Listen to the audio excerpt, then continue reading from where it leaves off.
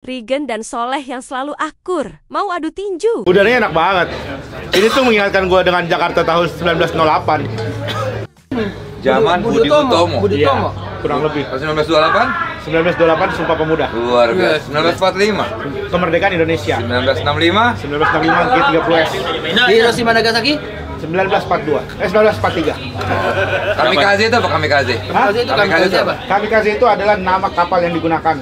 Salah. Jadi pesawat masuk ke cerobong. Gerakan bunuh diri. Kamikaze itu dewa angin artinya. Kamikaze itu dewa Belajar angin. sejarah enggak? Datang-datang langsung ini nih mulut ini. Tapi dia orang lagi asik. Tapi kan gua bener. Ya, tapi kan lagi ini konteksnya Oke, bercanda. kita akan saksikan pertandingan tinju di nanti di ring tinju antara Soleh melawan Ade Rai. Kita akan lihat ya. Langsung mundur. Orang udah gini. Dia berdua. Penyakit Ya saya yang malu kalau dia masih oke masih tinju. Lah saya ngapain begini kalau saya nggak tinju?